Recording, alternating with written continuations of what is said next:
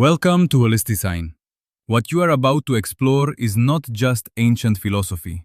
It is a complete, structured, and breathtakingly sophisticated science of life. The text is called the Ashtanga Hridayam, which literally translates to the heart of the eight limbs.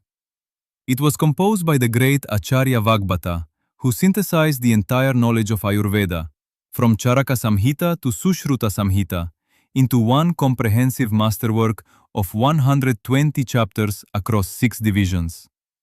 The opening chapter, the Ayushkamiya Adhyaya, meaning the quest for long life, sets the philosophical and medical foundation for everything that follows. This is not a text about treating disease. This is a text about understanding the architecture of human existence, body, mind, soul, and the senses, and learning how to align them in perfect harmony. Over the next several minutes, we will walk through the complete blueprint, slide by slide, concept by concept. Stay with us. This knowledge may genuinely change how you see your own body forever. The Ashtanga Hridayam begins with a question so profound it stops you in your tracks. What is life? And the answer it gives is stunningly precise. Life, called Ayu, is defined as the combination of 4 inseparable components. First, Sharira, the physical body, the biological vessel that carries you through the world. Second, Indriya, the 5 sense organs, eyes, ears, nose, tongue, and skin, your perceptive tools for experiencing reality.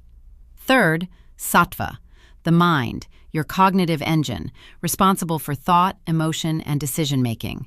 And fourth, Atman, the soul, described as the permanent, unchanging substratum, the witness that transmigrates from one body to another across lifetimes. As long as these 4 exist in combination, life exists. When they separate, life ends.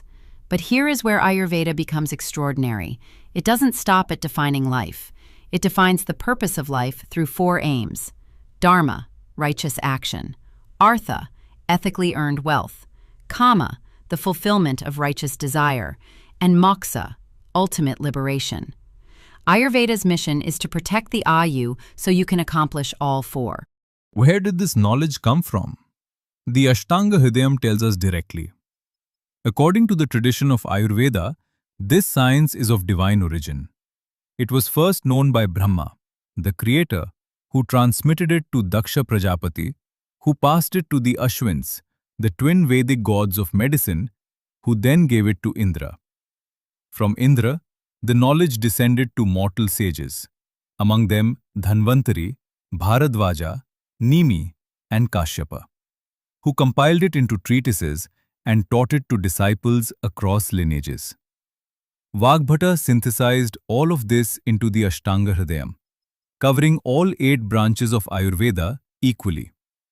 These 8 branches are Kaya Chikitsa, general medicine; Bala Chikitsa, pediatrics; Graha Chikitsa, demonology and psychology; Urdhvanga, ENT and ophthalmology; Salya Chikitsa, surgery; Damshtra Chikitsa, toxicology; Jara, geriatrics and rejuvenation; and Vrisha, aphrodisiacs and reproductive medicine.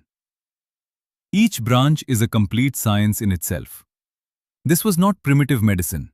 This was a comprehensive medical university encoded into verse. At the very heart of Ayurvedic medicine lies the Tridosha, 3 biological forces that govern every function in the human body. Think of them not as humors, but as dynamic functional intelligences woven into your physiology. The first is Vata, composed of air and ether, the force of movement, communication, and nervous system function. It resides predominantly below the navel, and its key qualities are dry, light, cold, rough, minute, and mobile. The second is Pitta, composed of fire and water, the force of transformation, digestion, metabolism, and intelligence. It sits between the heart and the umbilicus, and its qualities are unctuous, sharp, hot, light, with a characteristic smell, and it is mobile and liquid. The third is Kapha, composed of water and earth, the force of structure, cohesion, lubrication, and immunity. It dwells above the heart, and its qualities are unctuous, cold, heavy, dull, smooth, shining, and immobile. When these three forces exist in their natural state of samya, equilibrium, the body is healthy. When they increase beyond their natural measure, vriddhi, or decrease below it, kshaya, disease follows. This is the fundamental law of Ayurvedic physiology. One of the most elegant insights of the Ashtanga Hridayam is that the Tridosha does not remain static. It shifts in predictable cycles across 3 dimensions of time. The text states clearly, Vata, Pitta and Kapha are predominantly present in the last, middle and first stages of age, day, night and digestion, respectively. Let's unpack that. Across your lifespan, Kapha dominates childhood, building structure, growth and tissue. Pitta dominates middle age, when metabolism, ambition and transformation peak. Vata dominates old age, bringing dryness, mobility disorders and depletion. Across the 24-hour cycle, Kapha rules the morning and early night. Pitta rules midday and midnight. Vata rules the evening and late night. And within every single meal you eat, Kapha is dominant at the beginning of digestion, heaviness and fullness. Pitta kicks in during digestion, the fire that transforms food. And Vata rises at the end, when the lightness returns. This means your body is a biological clock, synchronized with nature.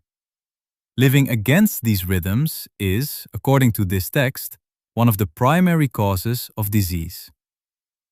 The Tridosha doesn't just determine your general nature, it specifically shapes 3 critical physiological dimensions that the Ashtanga Hridayam details with clinical precision. The first is Agni, your digestive fire, the central engine of health. When Vata dominates, Agni becomes Visamagni, erratic and unsteady, causing irregular digestion, bloating, and variable appetite. When Pitta dominates, Agni becomes Tikshnagni, sharp and excessive, leading to hyperacidity, inflammation, and burning. When Kapha dominates, Agni becomes Mandagni, dull and sluggish, producing poor digestion, weight gain, and toxin accumulation. Only in Tridosha equilibrium does Samagni, normal, perfect digestive function, exist. The second dimension is Koshta, your bowel nature. Vata creates Krura Koshta, hard bowels. Pitta creates Mridu Koshta, soft bowels. Kapha creates Madhyama Koshta, moderate. And the third dimension is Deha Prakriti, your body constitution, determined at the very moment of conception based on which dosha was dominant. Vata Prakriti is considered Hina, more vulnerable. Pitta Prakriti is Madhyama, moderate.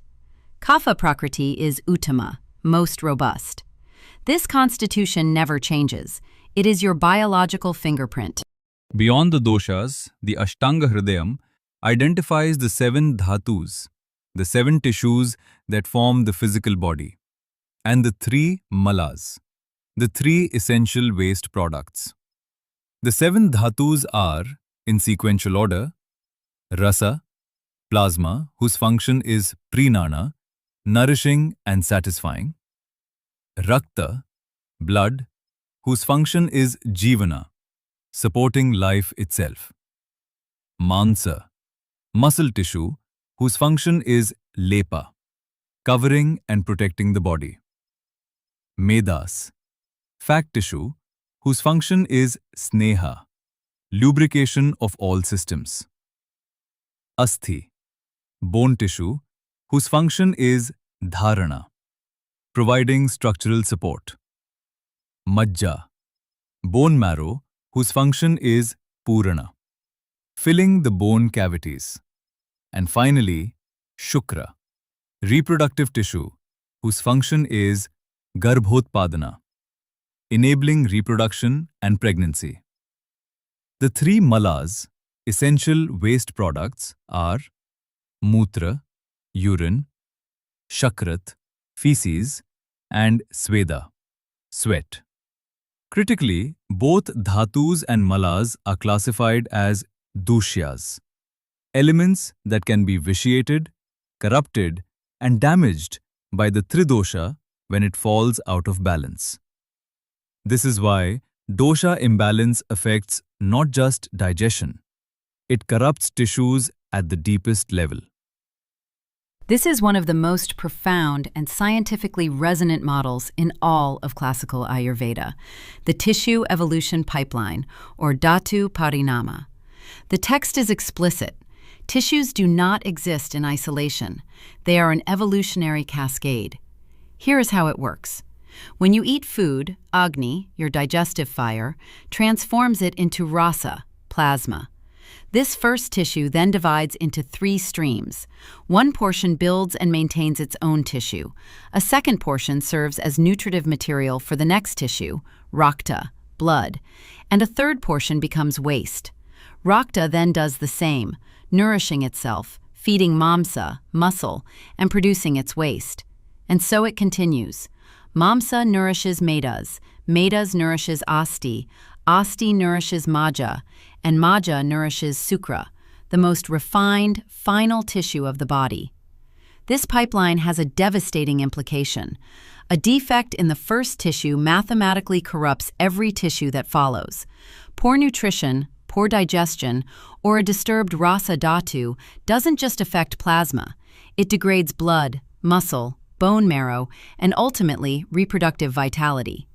This is why Ayurveda places supreme importance on the quality of your food and the strength of your Agni. In Ayurveda, food is medicine, and the primary language of that medicine is taste, called rasa.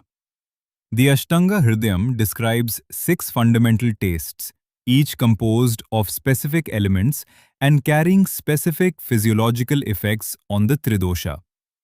Madhura, sweet, composed of earth and water, pacifies Vata and Pitta, but increases Kapha.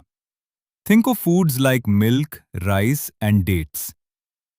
Amla, sour, composed of earth and fire, pacifies Vata, but increases both Pitta and Kapha.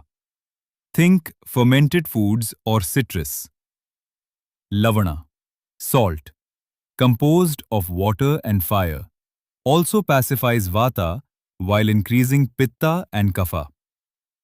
Tikta, bitter, composed of ether and air, pacifies both Kapha and Pitta but increases Vata. Think of turmeric, neem, and bitter greens. Kattu, pungent, composed of fire and air, pacifies Kapha but increases both Vata and Pitta.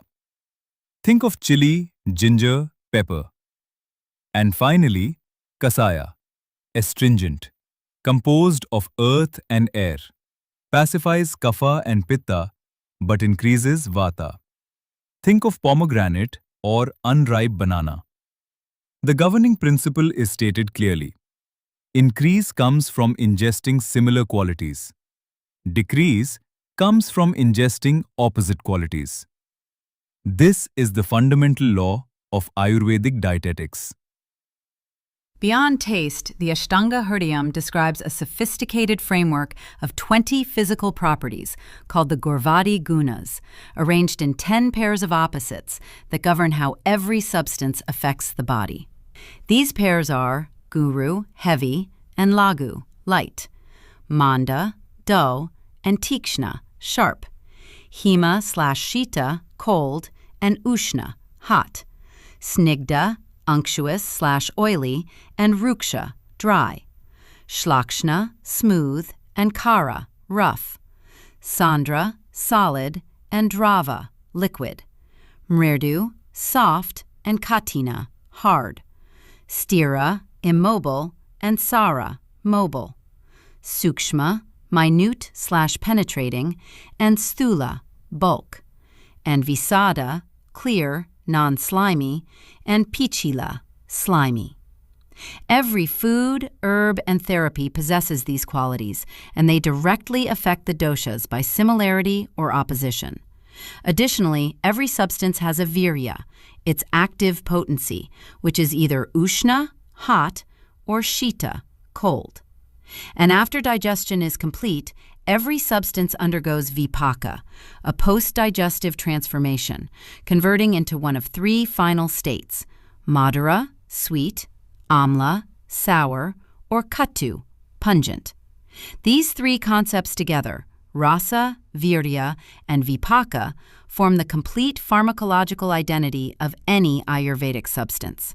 With such a precise understanding of the body, the Ashtanga Hridayam's analysis of the origins of disease is equally precise. It presents the Trishkanda framework, three root causes that generate virtually all disease when they go wrong. These three causes are Kala, time and seasonal experience; Artha, the objects engaging your sense organs; and Karma, the actions of your body, mind, and speech. Each of these three can fail in exactly three ways: Hina Yoga, insufficient or underutilization; Mithya Yoga, wrong or unnatural engagement; and Ati Yoga, excessive overuse. For time, insufficient seasonal experience, not enough cold in winter; inverted seasons, cold in summer; or extreme seasonal conditions all disturb the doshas.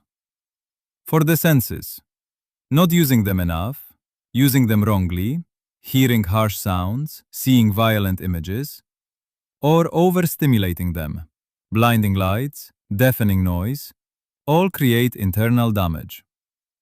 For action, inactivity and lethargy, suppressing natural bodily urges; or excessive indulgence in exercise, speech, or desire, all generate disease.